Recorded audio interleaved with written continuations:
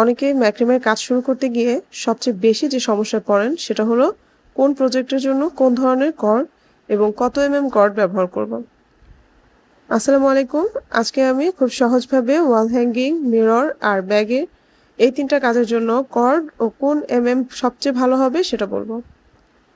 শুরুতেই বলছি ওয়াল হ্যাঙ্গিংয়ের কথা। ওয়াল হ্যাঙ্গিংয়ের ক্ষেত্রে আপনারা 3 থেকে 5 পর্যন্ত কর্ড ব্যবহার করতে পারবেন। ছোট এবং ডিটেইল কাজ মানে একদম ভালোভাবে নিখুঁত কাজ করার জন্য 3 কর্ডটা ভালো, আর সাধারণ ওয়াল হ্যাঙ্গিংয়ের জন্য 4 কর্ডটা ভালো। তবে একটু বড় এবং খুব ভারী কিছু রাখার জন্য যদি কোনো শেলফ বানান সেটার জন্য 5 কর্ডটা ভালো। তবে আমি পার্সোনালি বিগিনারদের জন্য 3 অথবা 4 যে কোনো একটা কর্ড রেকমেন্ড করব। এতে নট সহজ হয়, প্যাটার্নও ভালো আসে। সেই সাথে আপনারা যারা নতুন আছেন তাদের জন্য 3, 4, 5 আলাদা আলাদা করে কর্ড কিনতে গেলে অনেক বেশি খরচ পড়ে যায়। তাই আমার মতে যে কোনো একটা কর্ড দিয়ে স্টার্ট করা বেটার। সেটা 3 বা 4 যে কোনোটাই হতে পারে। 4 নেওয়াটাই আমি বেটার মনে করি। এরপরে আসি মিরর। মিররের ক্ষেত্রে কর্ডের থিকনেস অনেকটাই নির্ভর করে এটার সাইজ এবং ডিজাইনের উপর। মিরর ছোট হলে 3 আর মিডিয়াম বা একটু বড় হলে সেক্ষেত্রে 4 কর্ডটা ভালো।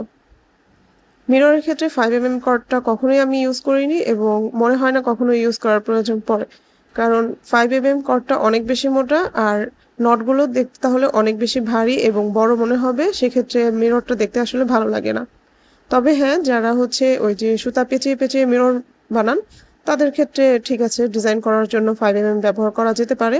তবে যারা ম্যাক্রামের নট ইউজ করে মিরর বানান বা মিরর বানাতে চান তাদের জন্য 3 কর্ডটাই সব থেকে ভালো। এরপর বলবো ম্যাক্রেম ব্যাগের কথা। ম্যাক্রেম ব্যাগের ক্ষেত্রে খুব শুধু সুন্দর দেখালেই কিন্তু আসলে হয় না, কর্ডের যেন স্ট্রং হয় সেটাও দেখতে হয়। সাধারণভাবে 4 কর্ডটা ব্যবহার করার জন্য আমি রেকমেন্ড করব। তবে ছোট যদি ব্যাগ বানাতে চান, একদম ওই যে মোবাইল ব্যাগ টাইপের ব্যাগ যদি বানাতে চান সেক্ষেত্রে 3 কর্ড ব্যবহার করা যেতে পারে।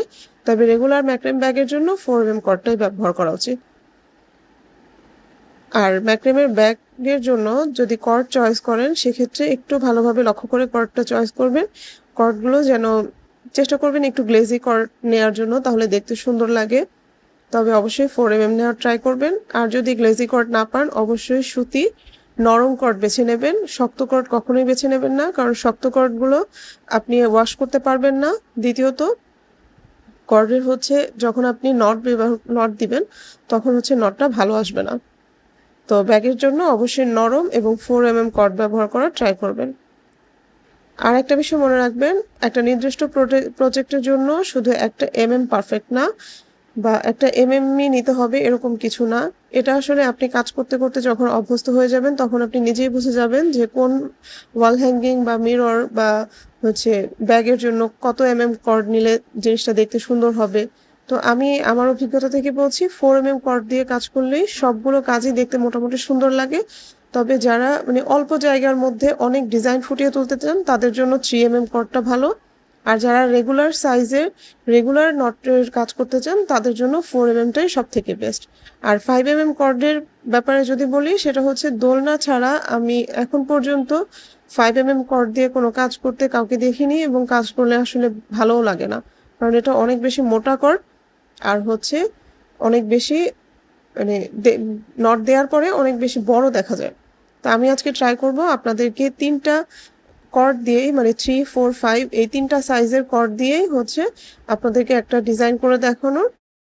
সরি, কর্ড স্টক আউট হওয়ার কারণে আমি 3, 4, 5 দিয়ে করে দেখাতে পারছি না। আমি আপনাদেরকে 2, 4 এবং 6 সাইজের কর্ড দিয়ে আপনাদের একটা স্কোয়ার নটের লাইন করে দেখাচ্ছি। এটা 2 সাইজের একটা স্কোয়ার নটের লাইন, এটা 4 আর পাশেরটা 6 এটা 6 সাইজের।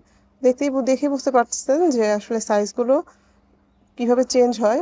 যখন আপনাদের টা কম হবে সুতার ডিজাইনের থিকনেসটা চিকন হয়ে যাবে। ধরেন একটা লাঠি 12 ইঞ্চি সাইজের আছে, এই লাঠিটা আপনি যদি 2 সাইজ দিয়ে ভরাট করতে চান আপনার কিন্তু অনেক কর্ড লাগবে। বাট আবার যদি আপনি 4 দিয়ে করেন তাহলে আর একটু কম কর্ড লাগবে। আবার 6 দিয়ে যদি করেন তখন আরও একটু কম লাগবে। কিন্তু ডিজাইন দেখার ক্ষেত্রে বা ডিজাইন করার ক্ষেত্রেও কিন্তু সৌন্দর্যটা ভ্যারি করে। তো আমার কাছে মনে হয় 4 টাই সব থেকে বেশি পারফেক্ট। যারা শুধুমাত্র একটা কর্ড দিয়ে সব ধরনের কাজ করতে চান তারা আপনারা 4 mm টাই রাখতে পারেন। আর যারা মনে করেন যে না আলাদা আলাদাভাবে আলাদা আলাদা কর্ড দিয়ে কাজ করব, তাহলে 3, 4, 5 এই 3টা কর্ড রাখলেই যথেষ্ট। আশা করছি আজকের ভিডিওতে আপনারা সুতার থিকনেস বা টা বুঝতে পেরেছেন এবং কোথায় কোন কর্ড দিয়ে কাজ করা যাবে এটাও বুঝতে পেরেছেন। আর এরপরেও যদি আপনাদের এই সুতার নিয়ে কোনো সমস্যা থাকে অবশ্যই কমেন্ট করে জানাবেন। আমি আবারও চেষ্টা করব আপনাদের আরো ভালোভাবে বুঝিয়ে বলার।